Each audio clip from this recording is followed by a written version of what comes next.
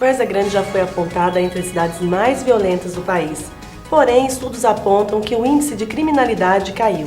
É sobre isso que a gente vai conversar com o Coronel Alessandro Ferreira da Silva, comandante do 2º Comando Regional.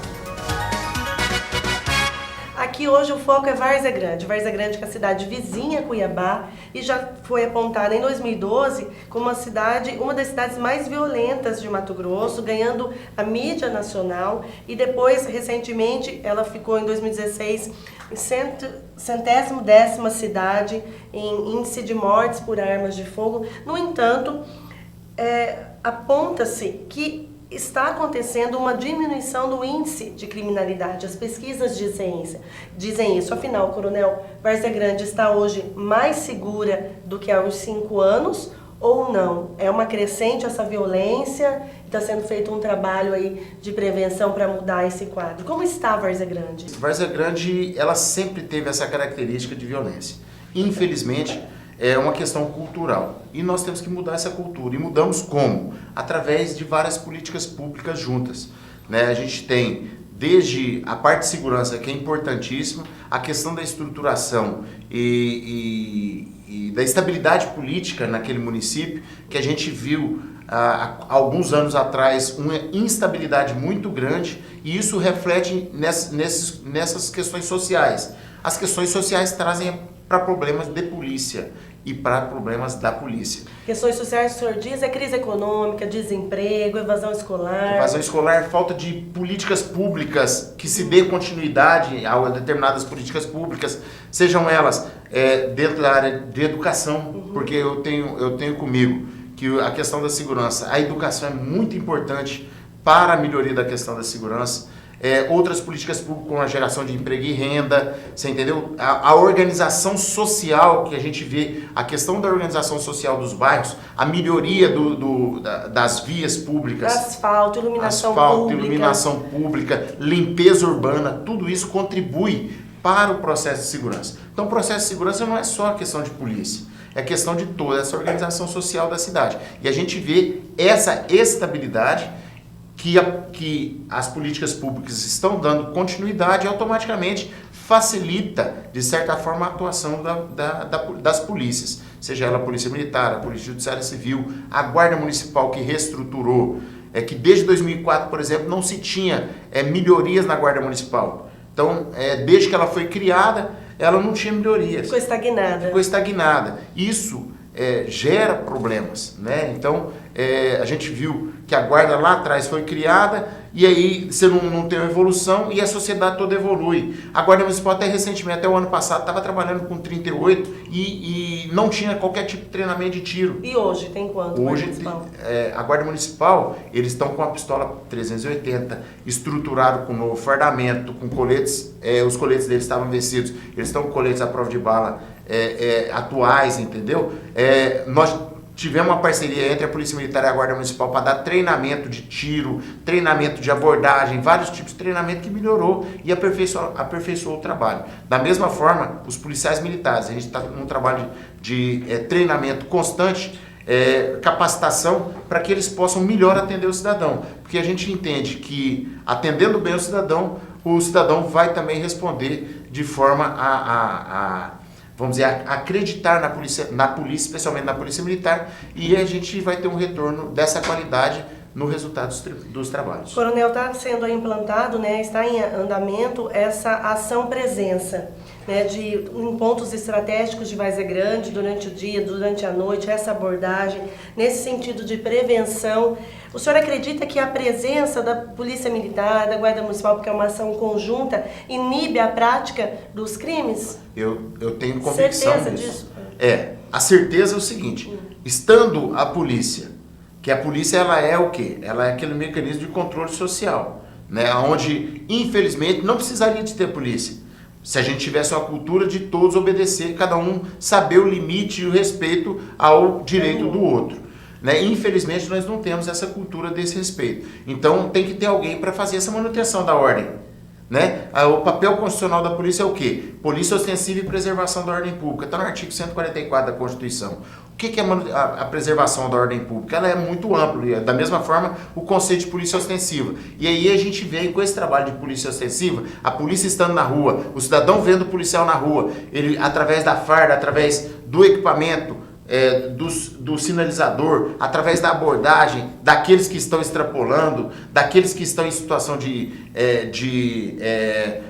uma situação anormal, vamos dizer assim. O policial ele aborda e aquilo ali transmite ao cidadão de bem a sensação de segurança. Esse é o objetivo que a gente está. Essa operação ostensividade, essa operação que a gente está na rua, ela gera essa presença está acontecendo. Está acontecendo em dias e horários alternados. Nós tivemos uma ação há 2, 3 semanas atrás, onde numa dessas operações de ostensividade nós trabalhamos na segunda-feira e foi apreendido muita arma e droga. Muita arma e droga numa segunda-feira. Ah, mas segunda não é dia de fazer festa, não é dia disso. Sim, mas está circulando droga. A inteligência plotou que tinha esse tipo de situação. Então nós estamos em parceria com a Polícia Judiciária Civil, nós estamos em parceria com a Guarda Municipal de Várzea Grande, nós estamos em parceria com órgãos do Poder Público Municipal, onde a gente tinha a questão do Conselho Tutelar que estava muito omisso, nós chamamos para vir trabalhar com a gente, a Vigilância Sanitária vir trabalhar com a gente, vários outros órgãos que fazem parte do Poder Público Municipal que vêm somar com a gente e o resultado está aí. Nós conseguimos no primeiro semestre de 2017, comparado com o primeiro semestre de 2016, uma redução de aproximadamente 62% de homicídios e 30% de roubo. É o ideal? Não sei. O ideal é zero. É zero. Essa é a condição ideal. A gente vai chegar... Mas já está tendo um avanço. Já está tendo um avanço muito bom. Coronel, quando o senhor disse, por exemplo, o roubo, né? O roubo, geralmente, utiliza-se a arma de fogo. O cidadão de bem não tem acesso, não consegue comprar uma arma de fogo. Como que circula tanta arma entre esses bandidos? Como que esses jovens, adolescentes, 17, 16 anos, têm acesso à arma de fogo, sendo que existe a ação da polícia, da abordagem? E o que acontece? Qual que é o problema? É que a gente está perto da fronteira. O que acontece? Que os bandidos, eles têm acesso à arma de fogo, assim como se para nós, cidadãos de bem, como a gente fosse comprar água no mercado. A arma de fogo, ela infelizmente é adquirida em mercado clandestino. Essas armas que se utilizam em crime, elas não são aquelas armas que são registradas dentro do sistema de controle que o Exército Brasileiro faz para o controle das armas.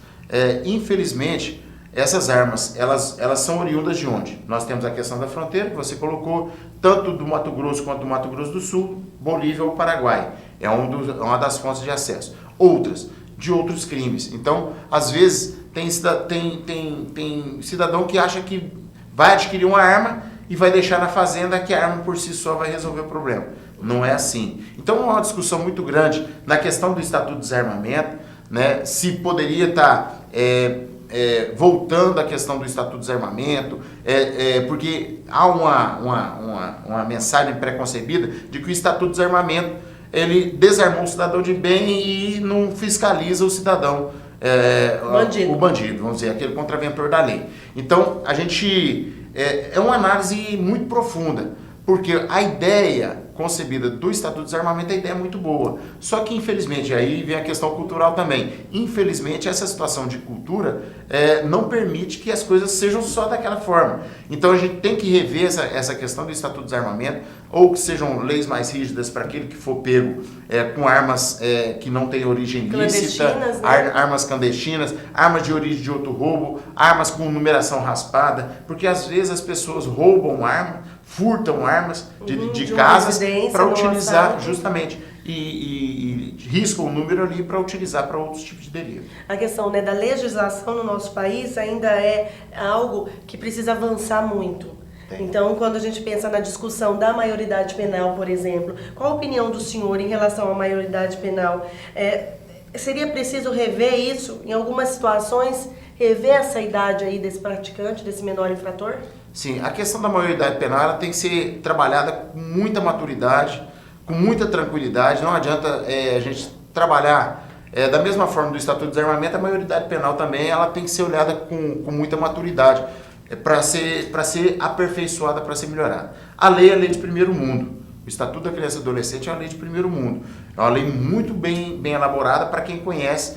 Só que aí tem que ter as outras políticas de proteção da criança e do adolescente, que essas políticas de proteção, elas garantem às crianças e adolescentes e dá responsabilidade, por exemplo, para os pais. Né? Então, a questão, por exemplo, da omissão dos pais, ela tem que ser chamada, eu creio que ela tem que ser, os pais têm que ser chamados mais à responsabilidade. Estão muito omissos na educação dos seus filhos. E o processo educacional não é transferir para a escola, não é transferir para a polícia, não é transferir para a rua, para a sociedade, para trás. Porque o Estatuto ele prega que o quê? É obrigação dos pais, da família em primeiro lugar, da sociedade e do Estado. Né? Então, na sequência, a legislação ela já diz isso. Da família, da sociedade e do Estado. Então ela já coloca a sequência de quem é o responsável pela criança ou pelo adolescente. Então a família em primeiro lugar, ela supera todas as outras entidades. E os pais muitas vezes são omissos. São omissos. Aí eles transferem para a sociedade, através das escolas, através das escolinhas de futebol, acha que dando ocupação integral para o filho, que só aquilo vai resolver o problema. Não basta. Você tem que ter o quê? A questão dos valores. Cadê o pai para cobrar o filho para ir para a igreja, para ter uma religião, para aprender determinados valores? Mas não, o pai está atrás só do dinheiro. E esquece da formação do filho. Ou da cerveja. Você está entendendo? Ah, mas eu preciso me divertir, ok. Vamos cumprir as responsabilidades, nós vamos divertir junto, né? Então, assim, a gente tem que ter essa discussão de forma muito madura. Eu creio que o Estatuto, ele tem que ser feito alguns ajustes finos. Ah, mas a maioridade penal ela tem que acabar? Não sei se teria que acabar na totalidade. Mas para determinados delitos, alguns adolescentes de 16 anos, eles têm conhecimento daquilo que estão fazendo. E eles estão utilizando a questão, mas é porque o Estatuto me protege. O Estatuto foi feito para proteger a criança e o adolescente de determinados abusos. Não para proteger o criminoso, o menor infrator. Coronel, e aí vem essa questão, por exemplo, festas de 15 anos. A gente sabe que é crime vender bebida alcoólica para menor. Sim. E aí quando acontece uma festa de 15 anos ou uma festa particular e se serve ali bebida, muitas vezes o pai permite que seus filhos bebam, ele está praticando um crime? O pai está praticando um crime. O Estatuto é bem claro, o Estatuto da Criança e Adolescente ele é bem claro. Fornecer, entregar, dar, mesmo que gratuitamente, qualquer tipo de substância que cause dependência física ou psíquica. A bebida alcoólica, por mais que é uma droga legal, né, ela é droga. Ela não pode se passar. Ela é uma substância que causa dependência física ou psíquica. Então o Estatuto é bem claro. Se você fornecer, dar, entregar, mesmo que gratuitamente, você está cometendo um crime previsto no Estatuto da Criança e Adolescente. Mas isso é muito sério. É muito sério. Existem muitas festas assim em que as bebidas circulam livremente entre a juventude. Circulam livremente. Lá em Várzea Grande, umas 2, 3 semanas atrás, nós tivemos ações da Polícia Militar em determinadas festas. Em uma festa especificamente, que tinham vários adolescentes consumindo bebida alcoólica. O responsável pela festa foi autuado. Foi encaminhado à Delegacia de Polícia Judiciária Civil, a Polícia Civil o autuou, para que a gente possa estar minimizando um pouco. Agora, como que o pai largou aquela criança ou aquele adolescente para ir naquela festa? Será que ele não sabia que o filho estava indo para lá? Será que ele não está observando o filho, como que está voltando para casa? Se tem odor de bebida, se não tem, se tem odor de droga, ou se tem alguma reação diferente? Então a gente tem que chamar os pais para a responsabilidade, porque senão transfere tudo para o Estado. O Estado é o último, é família, sociedade e depois o Estado. O senhor disse aí a questão cultural, Várzea Grande, né? A gente teve um exemplo recente aí de um vereador que descumpriu a lei na cara dura, isso ganhou a mídia nacional, e depois ainda teve uma moção de repúdio contra a Guarda Municipal, que fez ali o seu trabalho. Então, a questão cultural é muito séria, e quando vem de um representante do povo agir dessa maneira, isso é muito grave. Isso fere não só a sociedade, mas também como as autoridades, os poderes. Sim. É a questão da questão ética, né? Então, hoje em dia, todos nós temos que observar e trabalhar a questão do exemplo. Eu pratico esporte, jogo futebol e eu me policio muito, porque o futebol é uma coisa que mexe com paixão também. Então, a hora que você vai para dentro de um bairro, lá do Cristo Rei, você vai jogar nos mini estádios dos diversos bairros lá de Várzea Grande, e aí você às vezes se envolve com aquela paixão, mas você tem que ser o primeiro a dar exemplo. Então, a hora que dá qualquer tipo de discussão dentro de campo, ser o primeiro, opa, peraí, isso aqui não pode. O senhor não pode roubar a bola. Não tem como. Roubar a bola só na boa mesmo, na brincadeira ali. Mas a sua autoridade, ela não pode subir para a cabeça. Eu falo para os policiais, a sua autoridade não pode subir para a cabeça. Então, você tem um momento que a gente fala até simbolicamente do atoleiro. Se você chegar no atoleiro e continuar acelerando, seu carro vai afundar. Você tem que ter determinado momento que você vai ter que recuar.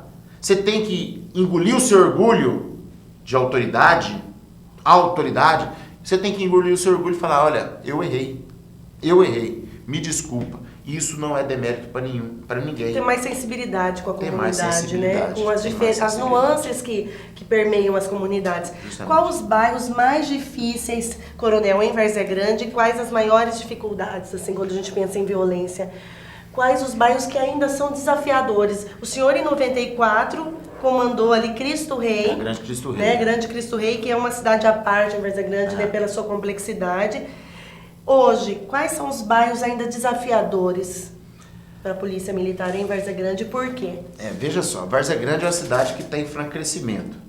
Nós tivemos agora em maio, no aniversário da cidade, a inauguração de um conjunto habitacional que foram 2.400 casas entregues.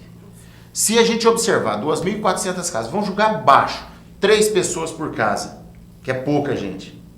3 pessoas por casa. Você joga, dá 7.000, quase 8.000 pessoas dentro de um conjunto habitacional. Um conjunto habitacional na região da Grande São Mateus.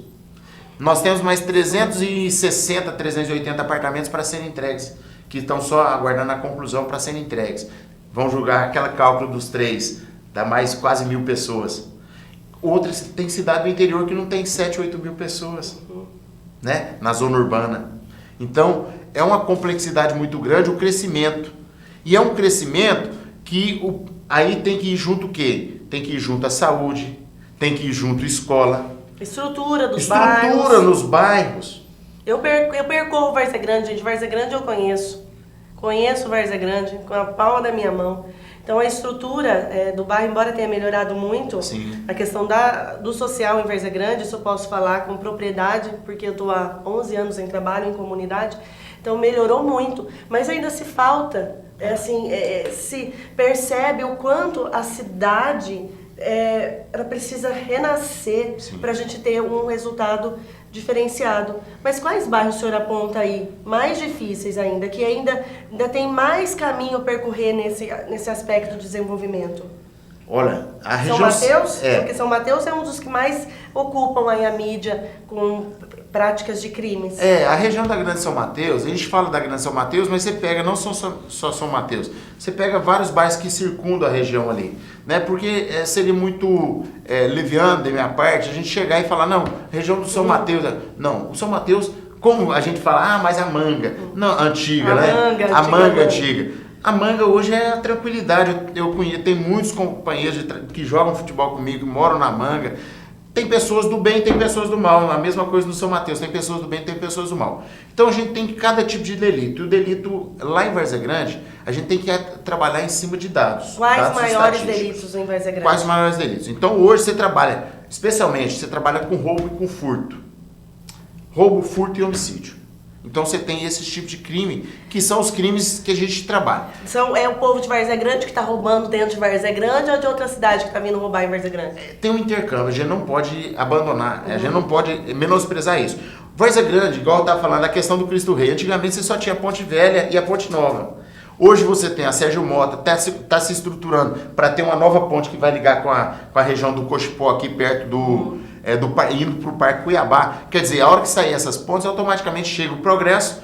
Tem aquela ponte que vai chegar lá na região do Chapéu do Sol, que vai ligar aqui perto da Ambev, que é a questão ali é Santa Rosa, aquele fundo ali. Então, aí vão ter intercâmbios de outras regiões. A gente não pode menosprezar isso. Nós temos pontos positivos, mas é negativo também. Tem os pontos negativos e tem os pontos positivos. Então, hoje, a gente tem uma preocupação grande com os bairros que estão crescendo. A região ali da parte de cima da Maria Andreasa, que nós temos ali a questão do Zé Carlos Guimarães, do Júlio Domingos de Campos, a questão do Grande Chapéu do Sol, que a gente chama todos aqueles conjuntos que estão saindo, muitas situações, a gente tem preocupação, não que é o bairro mais violento, não que é isso, que é aquilo, mas a gente tem preocupações, são preocupações que a polícia tem. Nós temos as regiões muito povoadas, como a região do Jardim Glória, a região do Figueirinha, então essas regiões que a gente tem uma densidade populacional grande, com várias classes sociais juntas, e isso gera alguns problemas e algumas preocupações. Fora isso, essa região da Grande São Mateus é uma preocupação constante, que a gente tem que estar em monitoramento. A gente sabe que a população de bem lá, hoje, graças a Deus, está superando a população de mal, então a gente está fazendo um trabalho bem interessante lá na 3ª Companhia do 4º Batalhão.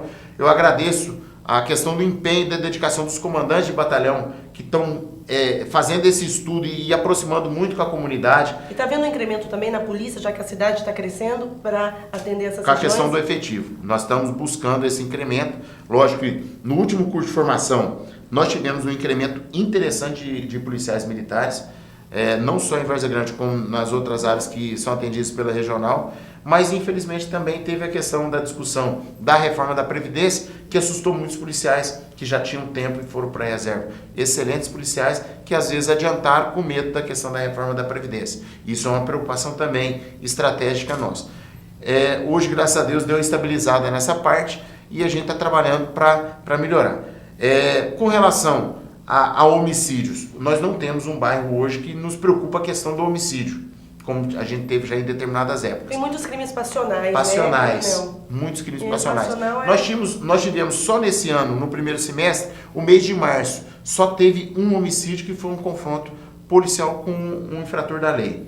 Nós tivemos em junho a mesma coisa, que nós tivemos um homicídio só no dia 29 para o dia 30 de junho, graças a Deus, um homicídio só. Infelizmente, eram 2 meliantes que tentaram roubar a casa de um policial militar. O policial deu ordem de parada, o cara atirou contra o policial revidou aquela força com a força idêntica e infelizmente o cara veio a óbito.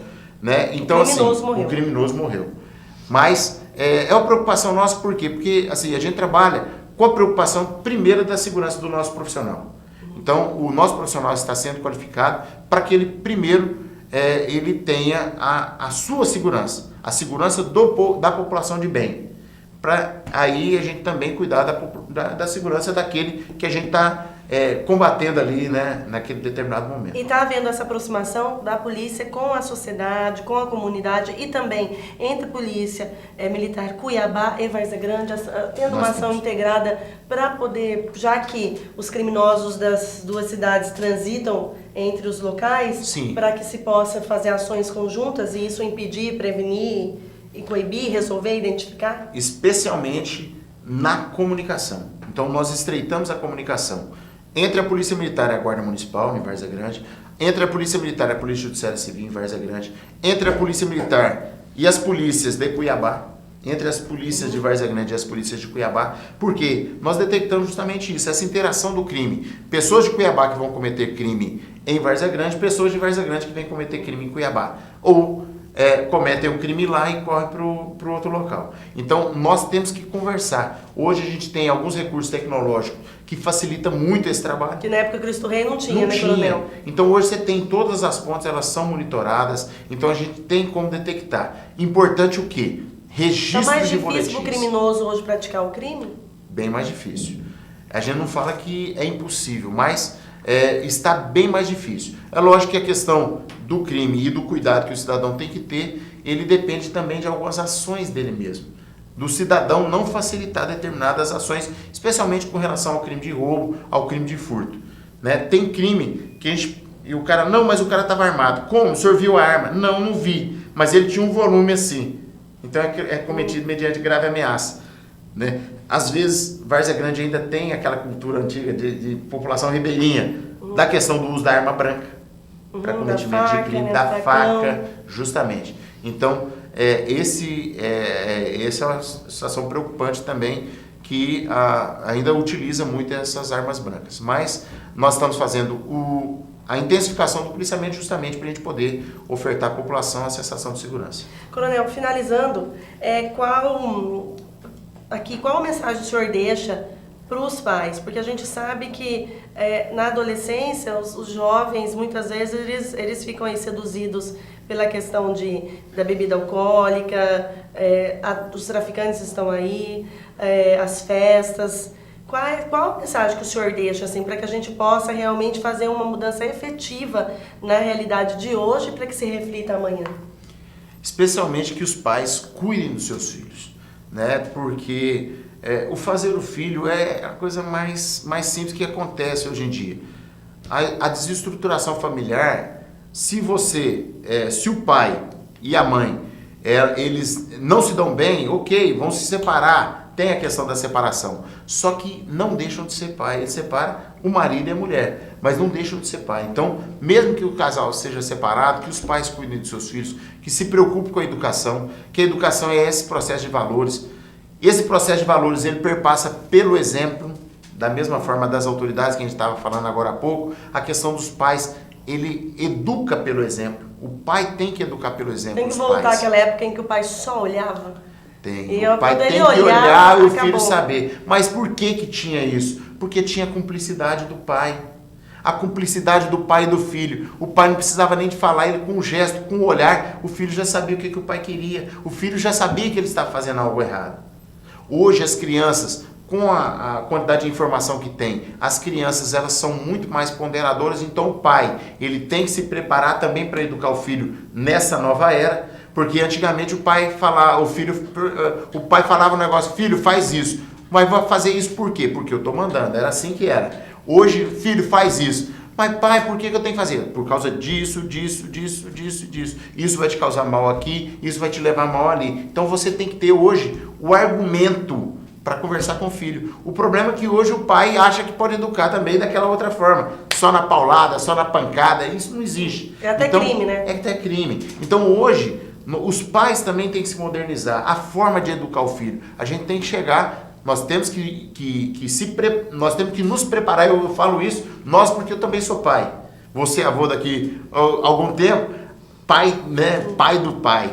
E aí a gente é pai duas vezes, né? O avô diz que é o pai duas vezes. A gente tem que se preparar para educar o filho, né? O avô não estragar o neto. Então a gente trabalhar essa questão porque o exemplo, ele efetivamente arrasta.